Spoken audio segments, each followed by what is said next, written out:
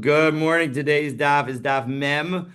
We are at the bottom of Lamed Tet Amabet at the Mishnah, and let's get since we're starting with a new Mishnah, let's get started. We're again continuing the idea of issues that can arise during shechita, and we're specifically thinking about questions of intention with respect to what the person who's doing the shechita intends. And in particular, we're dealing with questions of idolatry. So let's take a look and see what the Mishnah teaches. Hashochet l'shem harim l'shem gvaos. If slaughter it for the sake of mountains or for the or hills. L'shem yamim for the seas, l'shem naharos for the rivers, l'shem midbaros for the wilderness, shchita so psula. That shchita is invalid. Rashi tells us, last Rashi on Lamed Tet Bet, l'shem yamim she'asa hayam avodas kochavim.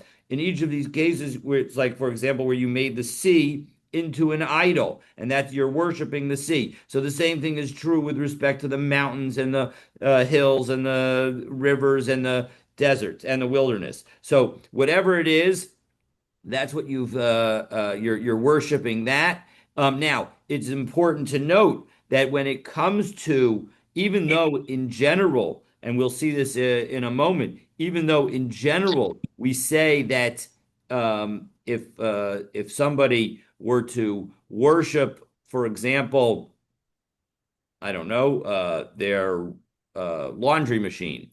That laundry machine now becomes prohibited to benefit from.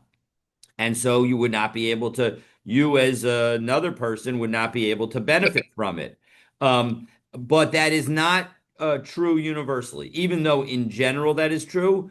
Both with respect to live animals, there is a limitation on that, and with respect to uh, uh, features that are global features, mountains and things that are attached to the ground and heavenly spheres, the sun, the moon, etc.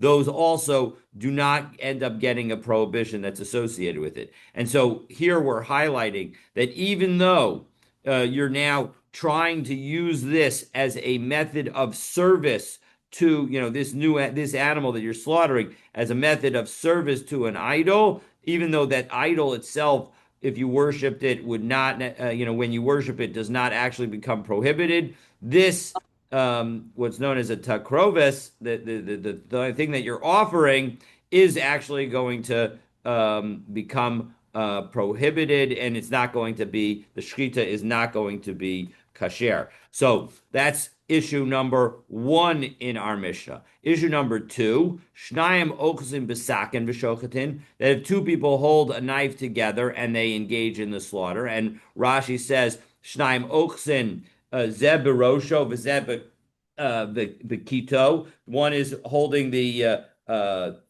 blade, that's the head of the knife, and one is holding the handle. So there too, echad l'shem echad mikol eila. One of them is slaughtering for one of the items mentioned above, meaning for an idolatrous purpose. Ve'echad l'shem davar kasher, and the other one is intending it for good purposes, meaning they're trying to make a kosher shchita. And Rashi tells us shum davar kasher shchita stam, meaning that they have no specific intention. So in both of those cases, so even though again you had two people working together and one of them was totally fine, the shchita san psula, the shchita is invalid. It's not a kosher animal. You would not be able to eat it.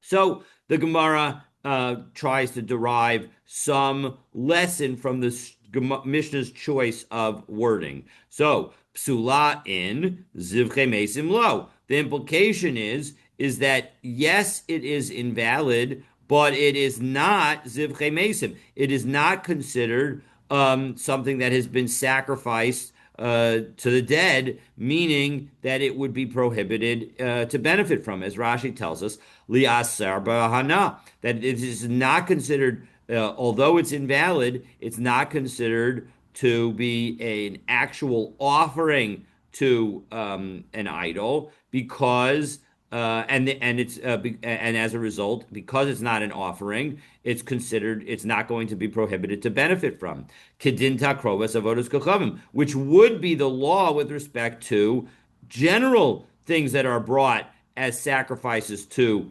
idols. Shasura kames, they become prohibited like a dead body. Umes aser bahana nafgalan b'mesechas avodah zara. And we know that you're not allowed to benefit from a dead body because of what the Gemara says in Mesechas avodah zara, daf kaftet amud bet mi v'tamat sham Miriam. That when we will read in a few weeks about the death of Miriam, we say that she died there. The Gemar Sham Megla Rufa, and the fact that it says Sham in that context of death of a person and Sham in the context of Egla Rufa, just as you're not allowed to benefit from the Egla Rufa, you're not allowed to benefit from a corpse as well. And so, therefore, that's the basic lesson. And so, you might have thought that similarly here, this would be a takroves la'avodah zara, but no, it's not. Because of the nature of the thought that it's with respect to mountains and hills or seas and rivers and wilderness, so that or deserts, that's all not going to that this particular slaughter is not going to be considered the slaughtering for an idol or a minhu. But one second, Did you say one is not allowed to benefit from the corpse? Is that what you said? Yes, one is not allowed to benefit from a So, corpse. so how do they use corneas for a transplant? They benefit from the cornea, for example. Yeah, so that is way beyond the context of this. I'm happy to try and do some research to understand that. My guess is that if you have but I don't. In fact, I don't even want to guess. So that is way way beyond our context. Let me do some research and I'll hopefully have something for you tomorrow. Or minhu. So one second, you're telling me that this, and we are at the Gemara on the beginning of the fourth line on Mem Amud Aleph. You're telling me that the animal that was slaughtered in our Mishnah with the intent to help worship mountains and hills and rivers and seas and deserts, that all of that is going to be just an invalid shchita, but not actually prohibited to benefit from. But listen to the following brisa. Hashochet l'shum harim, l'shum gvaos, l'shum neharos, l'shum midbaros, l'shum chama uvona, l'shum kochavim umazalos, l'shum michael hasar hagadol, l'shum shilshul katan, harei elu zivchei mesim. That in all of these situations, if you do it for the mountains or the hills or the rivers or the deserts or the sun or the moon or the stars or the constellations, or for Michael, the angel, the great angel, or officer among the angels, or for some little worm, all of these cases are zivche mesim, and therefore you're not allowed to benefit at all. So why are these considered zivchei mesim and our Mishnah not? It sounded like it was the exact same thing. So Amar Abaye clarifies that there's a big difference between our Mishnah and this brisa. Lo kasha hada Amar lehar. In our Mishnah, we're talking about where you are actually worshiping the mountain, the actual natural object in the world. Hada Amar legada dahar.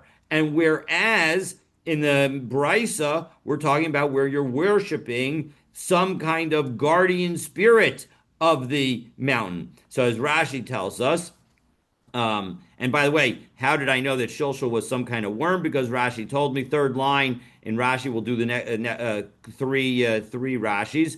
Shilshul is tolaz, it's a worm. Da'amar l'shum har enu nasa avodas kochavim. A mountain cannot become an idol. Tiksiv Eloheihem al heharim, that their gods. This is Dvarim Perek Yudbet Pasuk Bet, and it says that their gods are on the mountain. And the implication that we learn from this is Velo Haharim Eloheihem, but the mountains are not their gods, meaning they're not mountains even if they do worship them, are not going to become prohibited as if they were their gods. But Maseches Avodah Zarah, and that's what we learn in Maseches Avodah Zarah, Daf Mem Hey Amud Bet, Hilkach Shlish uh, Lishman lo mikre zivche mesim. When you have the intention of doing it for those items themselves, that is not considered a sacrifice to the dead. That would therefore result in the item itself becoming prohibited to benefit from. Umiyu, but nonetheless, psula milechol, but you still can't eat it. Mishum didamya lishchitas avodas kochav, because it's very similar to the slaughtering of an animal for a an idol. So mitfila ba v'kiznan lekaman. So hashochet l'shum nidar v'nidav. We will see shortly, end of tomorrow's daf, possibly the next morning, the next day. But v'nidav, that if you slaughter for some vow or offering, where the free will offering, meaning that if you had in mind that if you say that you're doing a slaughter, and you say that this slaughter, you're not in the Beis Hamikdash, you say they're doing this slaughter for an olah or something like that, or you say that I'm bringing, that this animal is fulfilling my obligation to bring a shlamim, and you slaughter it outside the Beis Hamikdash. Shchita so psula. In those situations, your shchita is going to be invalid. Mishum didami l'shoches kachim b'chutz, because even though you have not actually sanctified this animal or done an action to say that this animal is a sacrifice, you're only saying that your slaughter should do as if you were slaughtering those situations, because of the proximity, because of the similarity of that action to slaughtering actual kachim outside the Beis Hamikdash. We're going to say that the slaughter is invalid. So that's key point number one, is that when we had our Mishnah, we were talking about worshiping the mountain itself. And so that's why when you slaughter the animal is only going to be not kosher, it's not going to be prohibited to benefit from. Legada dahar, what do we? Wait, if a person checks this animal in his backyard for eating it, he's not doing for kachim. That animal is, why is it? Then I missed something there. I think I didn't understand. We're saying the animal is prohibited because he's thinking that it could be a korban. I mean, No, so let's back up and understand what the several situations where it's problematic.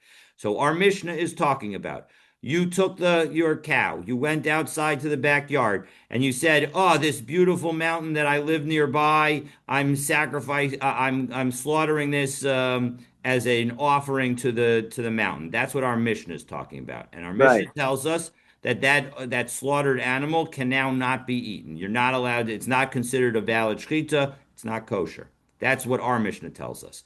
Then we're going to have a Mishnah, God willing, on Mem Aleph on Bet, that we will see, says that in fact that if you slaughter an animal and you say, "I'm slaughtering this animal to either like as my to fulfill the vow that I was going to bring an ola or a shlamim, or that it's as if I did it," but you're not actually dedicating this animal as the item, because that's very similar to dedicating an animal and now offering it outside the Beis Hamikdash. It's also going to be prohibited. That is what Rashi is saying. And Rashi is creating an analogy between our Mishnah and the proximity of what happens in our Mishnah to a takroves avodah zara, which would be prohibited to benefit from. But this is because it's only proximate to a takroves avodah zara. We're going to treat this as just not kosher and not that you cannot benefit from it. And similarly, when we get to Mem Aleph Amud Bet, we will say that that when you slaughter an animal to fulfill some kind of as if you were trying to fulfill an obligation without actually sanctifying the animal, well, then in that case also we're going to say that it's not a kosher sacrifice.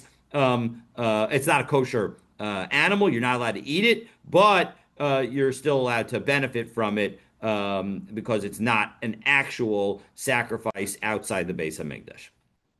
Okay, so that is Abaye's answer. And Dekanami, and you know what? I don't know that I read the Rashi Legad Dahar. So the next Rashi, the Malach Hamamuna Al Harim, that you're offering this, you're worshiping the angel that is sort of supervising the mountain. And so that's the context. The one that's supervising the mountain, the one that's supervising the river, the one that's supervising the sea, the one that's supervising the desert, the one that's supervising the hills. All of those are what's covered, is what our Mishnah is talking about. And so it is what the Bryce, excuse me, is talking about. And that's why, because you're now worshiping the angel itself, or the heavenly body, the heavenly spirit itself, now all of a sudden that makes it true idolatry, and as a result, not only will the shechita be not kosher, and you won't be able to eat it, but you will not be allowed to even benefit from the carcass of that animal. And Dekanami, back into the Gemara. And then, but when it's the Rashi, there's Dumya, the Michael. Michael is not the one who's the angel here. It's Delo Mechubaru. So what is it when it says? What does it mean, Delo Mechubaru? Well, yeah, it would be helpful if we read the Gemara before we got to a Rashi I that we thought that haven't. was I thought that was the part Rashi that we read. No, we did not read Okay. that Rashi yet, and we haven't Sorry. gotten there yet. So Okay, please. sorry. I thought. I'm sorry. All right, all right, all right. Okay, so Dekanami, and you know what? We can clear. It's clear that the brisa that we were citing is referring to spirits as opposed to the mountains themselves, because again, and let's just confirm where we are in the Gemara. It's the Tani. We're now at the last word on the ninth line of the Gemara on Mem Amud Aleph. Dekatani Dumya de Michael Sar Hagadol. Because what did our brisa list?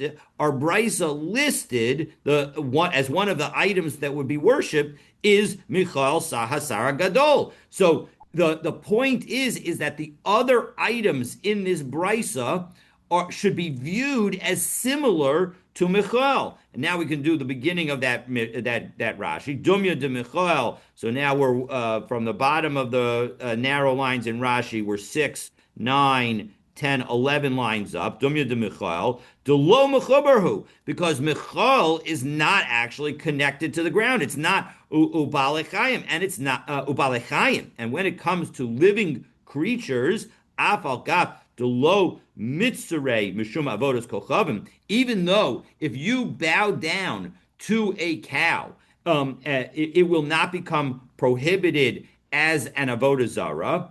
Kedekaim alan b'temura, as we will see in Temura, Daf Kaf Teram Aleph, mid'asa rachmana nevad legavoa michlal delehedjot shari, where we say that you're not allowed, that such an animal is not allowed to be brought as a sacrifice. If you go and bow down to a cow, you can no longer bring that cow as a sacrifice in the Beis Hamikdash.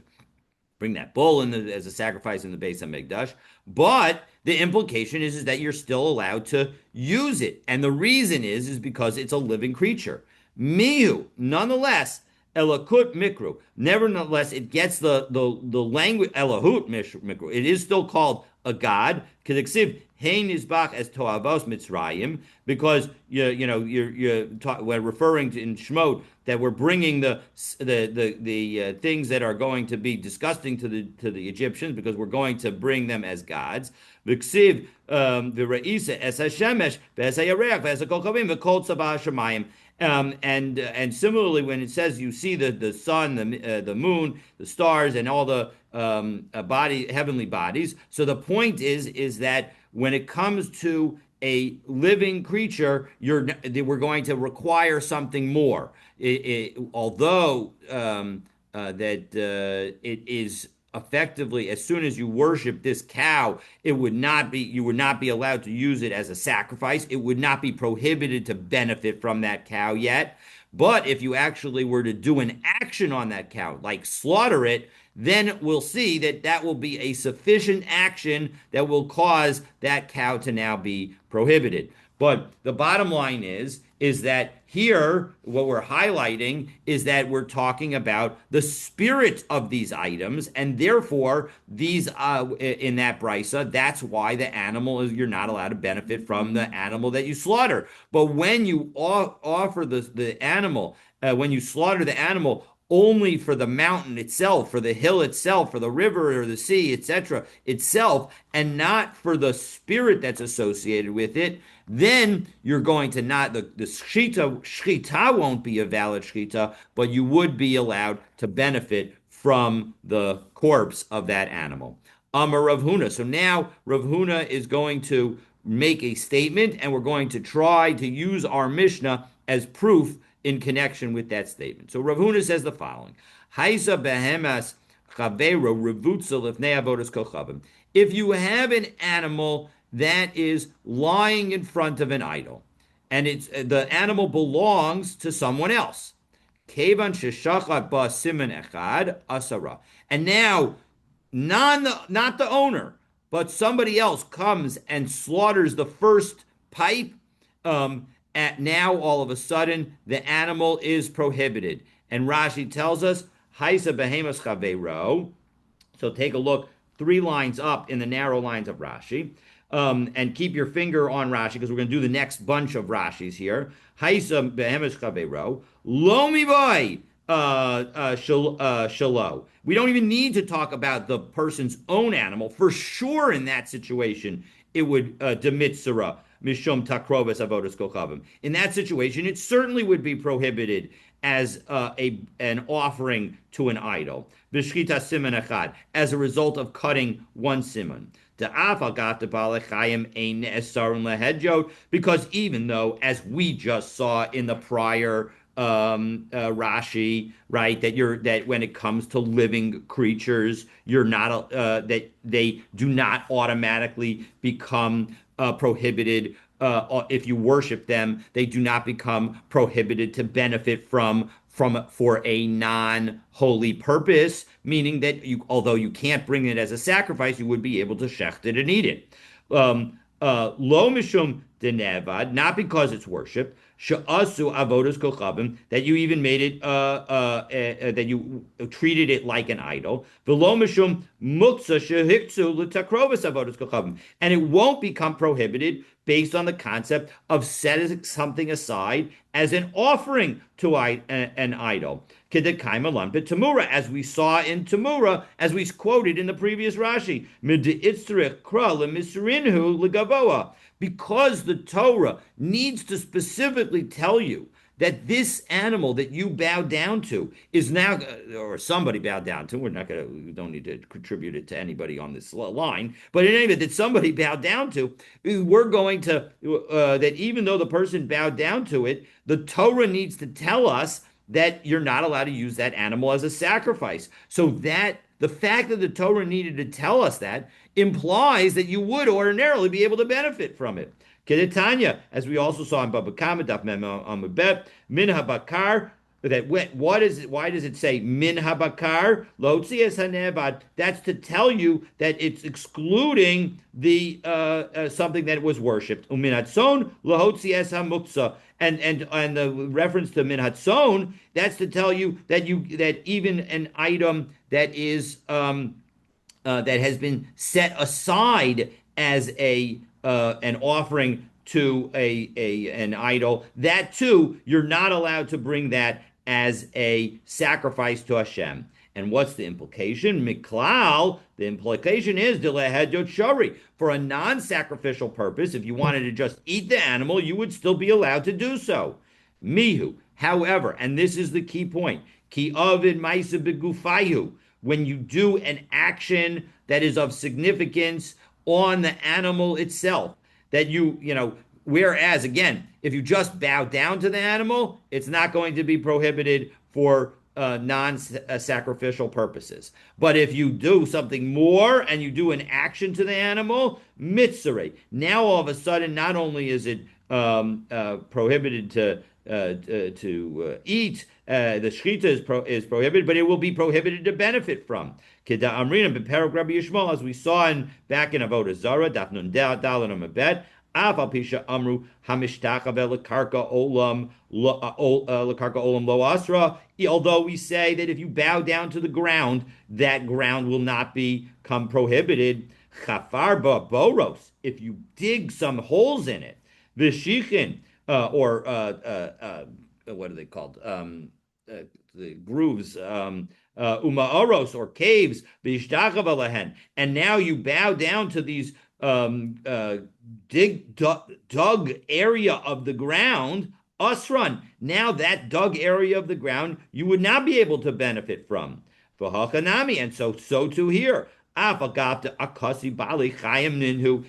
though this animal is a living animal when it was sitting there in front of the idol, and it's still living because you've only shechted one pipe of it, mitzere, it is now prohibited. V'hai siman echad lavdaka. And when we mention one siman, we are not being specific. It doesn't mean that only if you did one siman. Dehuadin lechatzi siman, even if you did only half of a siman. Ubehemas chabero nami. And now this is where we're going to see that Rashi and Tosfos disagree about this about a point that we're about to get to. But and similarly, when we refer to the fact that it's somebody else's animal, Aval gav de pshitalan to ein adam oser davar she'ena shalo. Even though in general we have a principle that you cannot cause something that belongs to someone else to be prohibited. Ashma'inin Rav Huna de Aser Lava Maisa Koldu. If you do an action to it, you can. And so that is why if you were to put your milk in my meat, then yes, my meat would now be prohibited, assuming that we don't have we don't have the possibility of bittul, etc. So there is a possibility to cause prohibition of my things if you actually touch my things and do something to them. But if you don't do something to it, if all you do is worship my pot, now that will not cause my things to be prohibited because you haven't done an action to it. And What's now, sufficient they do it?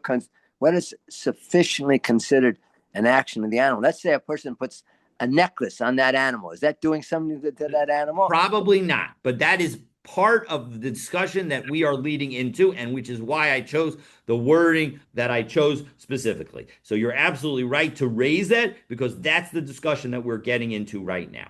So, and now the continuing on in Rashi, the next Rashi, Revutza, that it's lying in front of it. Lomi boy omedes likashe higbia v'hirbitza kana v'hagba v'neses shalo el avagav de revutza lo kana asar la b'masa. That when it comes to the lying down animal, it's not. You don't have to tell me that it would be true when the animal is standing, because when the animal is standing, how do you engage in shchita? You immediately pick up the animal and lay it on its side. So shekisha higbia v'hirbitza. And so Rashi tells us that according to this, you would effectively take ownership of the animal for this purpose with respect to the slaughterer. And I'm sorry, this is the point that we're going to see that Tosfos disagrees with in just a moment. And that therefore the animal becomes as if it's yours. And therefore, you no longer have the question about making something prohibited that belongs to someone else, and did you do a sufficient action? It's yours, and so as a result, even a very minor action will be sufficient to make your animal prohibited. El avagat the revuza, but rather the point is saying that even if the animal is lying down, and so you don't have to do any movement to the animal, all you're doing is slitting its throat, vilokana, and you didn't make any kind of action. Asar labamasa, your action of doing the slaughter, that in itself a sufficient action to cause the prohibition.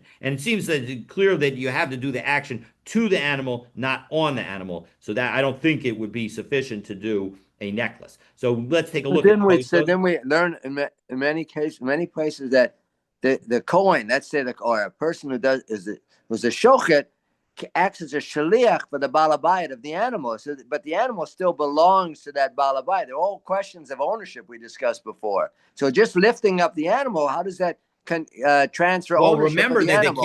the case, two things. One is the case of our Gemara is not talking about where the person who's doing the shechita is the agent at all. The person who's doing the shechita is slaughtering somebody else's animal in Right. front of an idol. So that just happens to be the idol just happens to be there, and the animal just happens to be there. No, They're what I'm not asking is acting how on does it behalf of. transfer ownership to the person who shechs it? Well, that's exactly what Tosos is going to point out. So let's take a look at Tosos' fourth line down in the widest lines of Tosos. Revutzel of Neavodas Kokam. Perish Bekuntrus. Lomi Biomedes. You don't need to tell me about the standing animal. The Kashegvia Veherbitza Kana Behagba. That if it was standing up and you lifted it up and then lay it down in order to do the shechita, you would take ownership of it because you lifted it. Vinasa Shalo, and now it becomes as if it's yours. The Nira. That I disagree with that completely. The ki hegbia nami lo kana. Even if you were to lift it, that doesn't make an acquisition kana law. You're not making an acquisition of the animal. The Inyan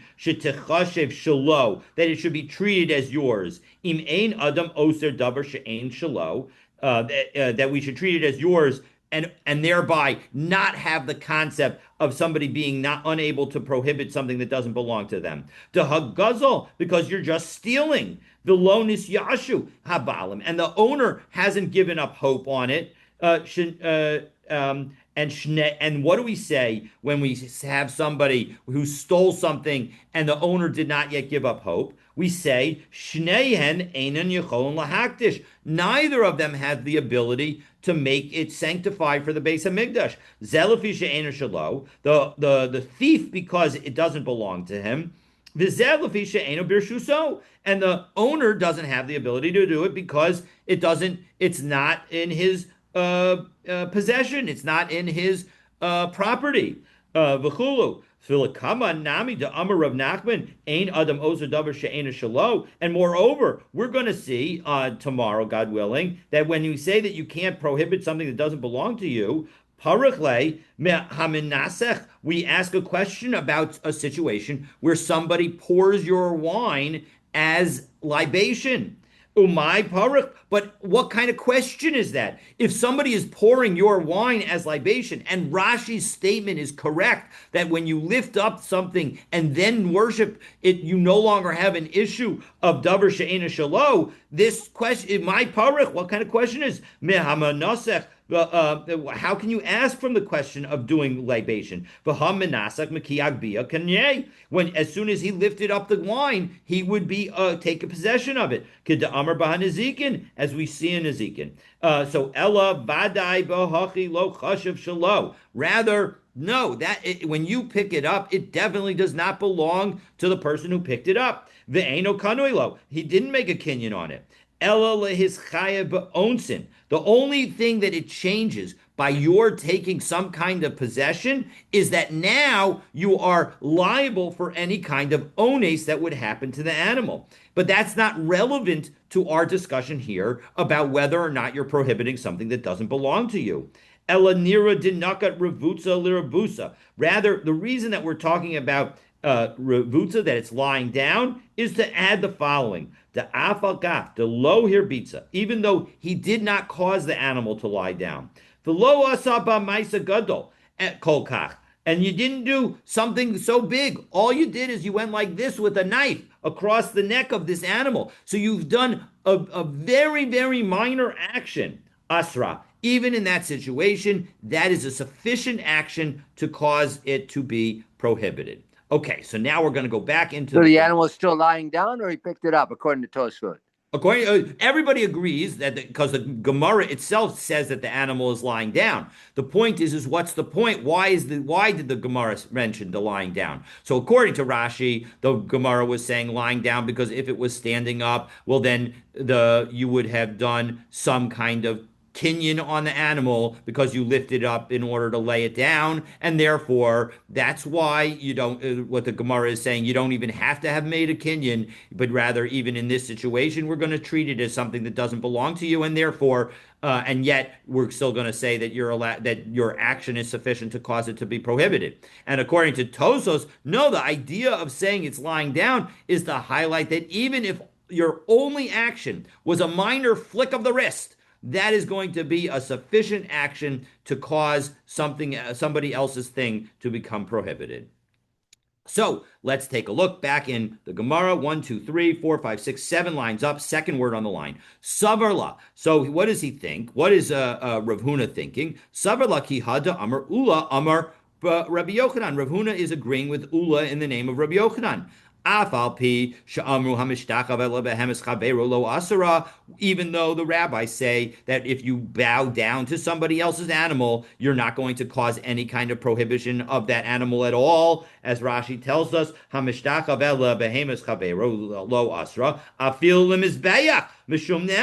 just because it was worshipped, it won't even be prohibited to the altar, meaning there's no prohibition whatsoever because you're not allowed to cause a prohibition of something that doesn't belong to you.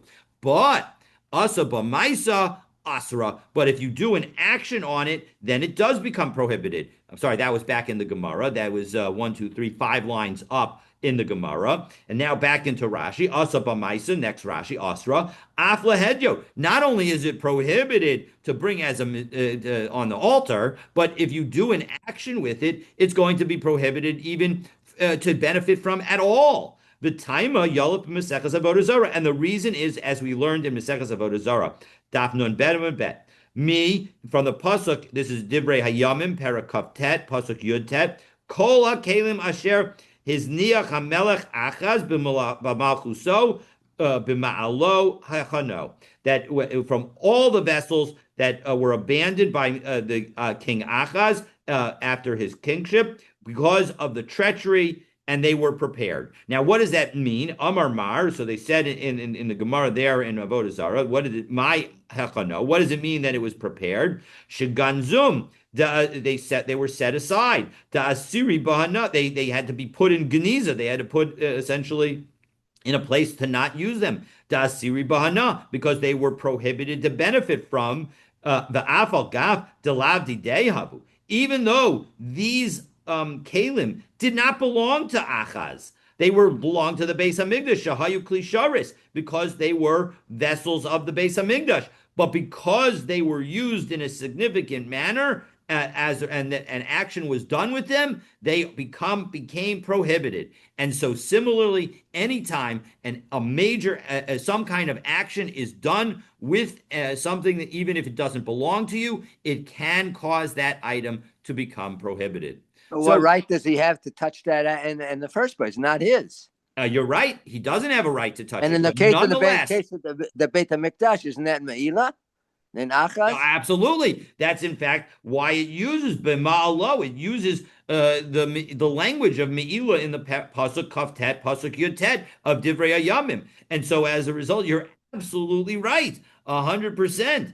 I should say that it's Divrei Hayamim Bet.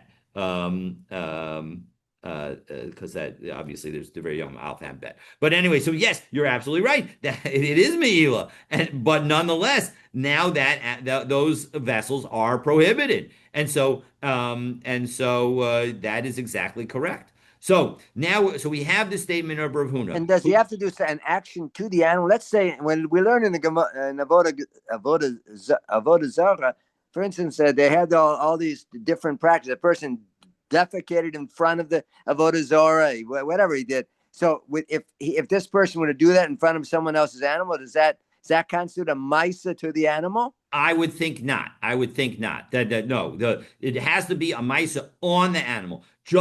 Again, the analogy that I keep in my mind, I'm not 100% that it's a perfect analogy, but the item that I have in mind is your meat. If I were to pour milk into your meat, that's the kind of significant action that needs to take place, right? So and then similarly, we're talking about here cutting the animal in some way. So I don't know that you need to necessarily have done shchita if you were to sort of like clip the animal's ear. In a permanent manner. That I think that would be probably sufficient. But I don't think that like putting the necklace on as your other example, I don't think that would be, because you haven't changed the animal itself. Some kind of change has to happen to the animal itself for the action on the animal to be sufficiently significant to cause it to be not treated like a live animal anymore, but rather treat it as if it was actually a takrovas la'avodah zara, like something that you offered to an avodah zara. So we're now going to challenge Rav Huna's statement. And so let's see what the first challenge is. So Eisvei Rav Nachman the Rav Huna. So we are beginning of the fourth line from the end of Mem Aleph. What did he ask? Hashoket chatas b'Shabbos b'chutz la'avodah kochavim. If you slaughter a sin offering on Shabbos outside the base of Mikdash, and you do so for an idolatrous sacrifice, chayev shalosh, and you didn't realize that all those things were prohibited, chayev shalosh chataot. You're liable for 3 sin offerings. The amrad kevan sheshachat bas siman echad asura. But 1 second, if as soon as you cut the first pipe for a sin for the of the animal for the for idolatrous purposes, it is now a prohibited animal, and you're not allowed to benefit from it. Well, that is not an animal that is capable of being sacrificed. You shouldn't be liable for slaughtering outside the base of Mikdash, as we turn to Mem and Bet. All you're doing is effectively cutting some dirt. As Rashi says, top Rashi on Mem and Bet, Kavan de Nesar Mishum Avodas Kochavim, because this animal, as soon as you cut the first pipe, is now considered a part of idolatrous service. Paka Shem Kodshemina. It no longer is a sanctified animal. V'nasis shel avodas kochavim. It's just a worship. It's an item. It's an item that is used to worship avodah zara. V'afar ba'alma, and all you're doing is all it is dirt. The too low mechayev aleha mishum shchutei chutz, and you shouldn't be liable with respect to shchutei chutz any longer. And now we note that and even though we saw earlier in this perek shachat simen echa b'chutz b'simen echa b'fnim chayev shaharei asa ba ma'asa chatas ha'ov, that if you slaughter one pipe outside the base of Mikdash and one pipe inside the base of Mikdash, so you are going to be liable for doing shitas chutz, to slaughtering a kodesh animal outside the base of Mikdash, because the action that you did is like the bird sin offering, where all you do is cut one pipe b'chutz, and it says if you did it outside, leika l'meimer de begamar hasimin chayil. Hadi hadadi isar vodas kochavim. But here, the slaughtering of the first pipe that we mentioned was not meant to be dafka, but rather, even if you don't slaughter the first pipe completely, it's still going to be idolatry. V'shchitas chutz deki amrinan simen echad mechayev hanimili hekid de gamar l'shchita. And when we said that you're going to do shchitas chutz where you did one pipe outside, that the point is that you finished the slaughter enough to be one pipe. And here you didn't need to do that much in order to be considered idolatry. Ba'oda kachim, and you need to do it while it's still a holy animal, kediktani, as we learn. Okay, I'm going to leave the rest of the.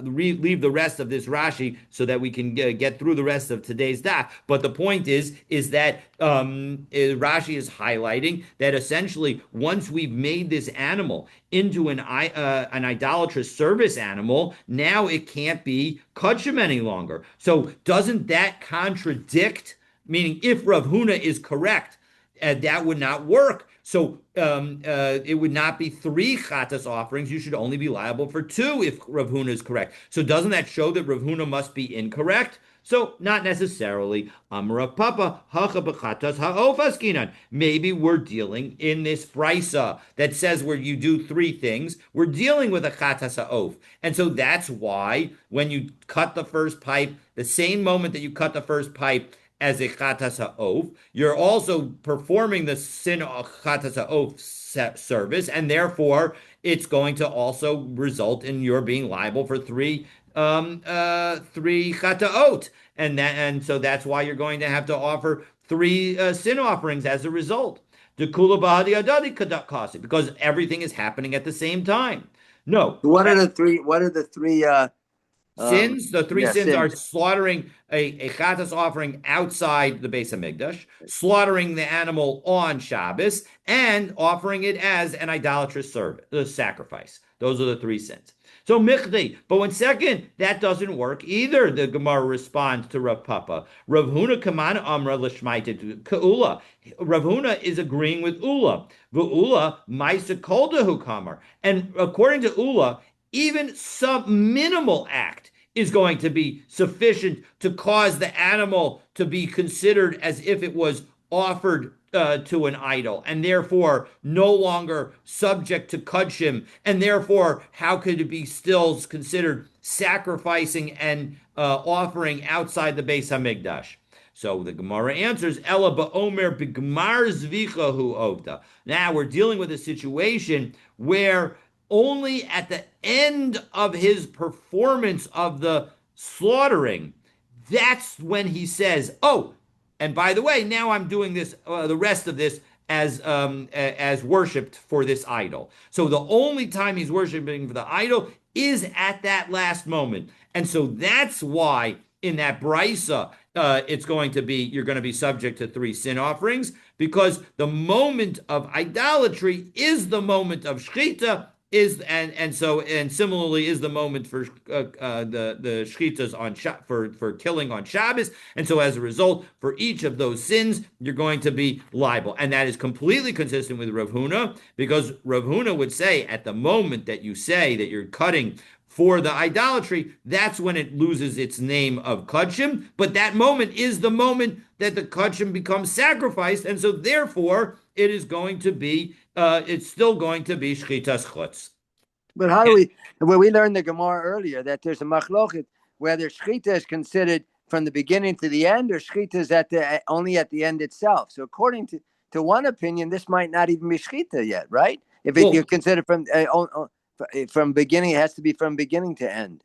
No. So, first of all, it's excellent to raise the discussion of from beginning to end with respect to the shechita. But the language of this Gemara is careful so that it works according to both. Because here we're only focusing on the last minute of shechita, and everybody agrees that if you focus just on the last moment of shechita, that in and of itself is going to be is a moment of shchita. So the point is that you're absolutely right that according to the opinion that shchita is from beginning to end, if you have a thought at the beginning of shchita, that is going to be an improper thought with respect to shchita, and so therefore that's going to be problematic. The person who says that you only focus at the end only cares about what the thought was at the end. But we've specifically adjusted our case now to be about the thought happening at the end. And so as a result, again, the opinion that says from the beginning to end also says that a thought just at the end will be problematic. It's not as if you have to have the thought the entire time. Even a thought just at the end will also be problematic. The key is the entire time you're doing shchita is considered shchita. Whereas the person who says that it's just at the end focuses just on the last moment. But that's what we care about in this case. So as a result, that's why that this case is not inconsistent with either opinion. But it's a good point to raise that it is relevant to that debate. But the reason that this Gemara is not brought in that debate is because it's consistent with both approaches. So Ihachi, 1 second though, as we pick up with the fifth line on Memam Bet, if that's so, my area chatas lishmeinan zevach. Why did you need to specifically, if the moment that we're dealing with is the last moment of the slaughter, well then why tell me specifically that the last moment of this slaughter is of a chatas offering? Why not have it be any kind of offering? And then I'll be able to understand it completely. And we'll still be able to have the same rule. So why mention specifically a sin offering? Ella Amar Marzutra Mishmei Rav Papa Hacha. Here's what we're talking about. Kagon Shahaya Chatzikena Kana Pagum. We're dealing with a situation where half of the windpipe was already severed. And again, if it's exactly half, that animal is not yet a treifa, and therefore it will be a kosher shechita to do even just a little bit more. V'hosav alav kol shehu gmaro, and he does the slightest additional cut, and that completes the slaughter. Dekula bahadi hadadi ka'asya, and so as a result, everything happens at the same time. So, and therefore, that all works. And so, um,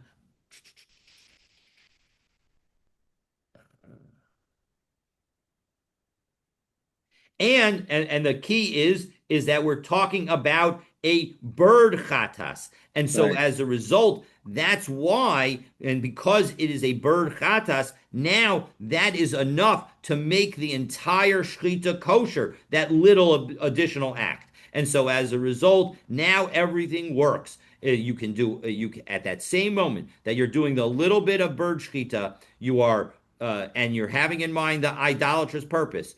All things are happening at the same time. You're doing the violation of Shabbos. You're killing the animal by cutting that little bit. You're offering a sacrifice outside the base of Mikdash by cutting that little bit because it's still before you begin that cut. You've already it's still a Kodesh animal, and you're doing the that little cut is also serving as an idol, serving an idol. So all three are happening at the same time, and that's why you're going to be subject to three sin offerings. So Amar Rav Papa takes away two lessons. Ilab de Amar Rav Huna Siman Echad. If Rav Huna had not mentioned one pipe, lo havyachatas tiyuvte. Well, then the question about the chatas of the brisa would not have been a question for him at all. Because my Maisa Rabbah. Because I would understand that a court maybe Ula is maybe Rav Huna when he says that you need to do an action means that you need to do a significant action, meaning like for example the completion of shchita, and just a little bit of shchita would not be sufficient. The Amar of Papa, and a second point, Ilav the Amar of Huna behemas Chavero, if he hadn't mentioned somebody else's animal, Lav Havya Chatas Tiyuvte, then the question about a chatas also wouldn't have been a question to him. Again, the question of the chatas is how you could violate three different laws at one moment. So my timer, why wouldn't the chatas have been a question for him? Didei matzi aser the chavre lo matzi aser, because maybe what he was saying is that only your own things can be prohibited without a significant and complete action. But if you're going to do something to, but if you're going to do something to somebody else, maybe you need a bigger action. And so as a result, without those 2 points, it wouldn't have necessarily been a question at all. Well, Pshita, that's obvious. Why did you need to tell me these two lessons, Rapapa? That's how we understood the questions in the first place. No, Mao de Tema, I might have thought the following. Kaven de Kani damya. That look, since oh, by the way, why would the question of the chatas not be a question for Rav Huna? Because a chatas doesn't belong to you any longer. Once you set aside an animal as the chatas, it belongs to Hashem, and so as a result, maybe the reason that the chatas require you end up with the problem is that you have to do a big action, and so as a result, that's why you actually need a bigger action in connection with the chatas brisa than you would need if you were to do an action on your own animal. So it's only because Rav Huna says that it's somebody else's animal that we're able to ask the question from the chatas, because now both the chata situation and the somebody else's animal situation involve an action on someone else's animal. And so again, so pshita. So again, isn't that all obvious? And the answer is no, because kevan de katani lekaparab kididei damya. Maybe because the owner of the animal is getting atonement through this animal, it's still partially considered his. So Kamash Malan, that's what Rav Papa is teaching us, that in fact this animal, even though a sin offering is going to provide the owner of the sin offering, the original owner of the sin offering, with atonement. Once you've set it aside as a sin offering, it doesn't actually belong to you any longer. And so we are up to the mnemonic, the Naatz Siman in parentheses on Mem Amabet, and we will pick up, God willing, from there, God willing, tomorrow. And B'li Neder, I will also answer the question that came up. Let me remember the question. The question was about if you cannot benefit from cadavers, how are we allowed to do transplants and the like? So I'll do a quick dive into that and get back to people, God willing, tomorrow. Looking forward to continuing our learning together.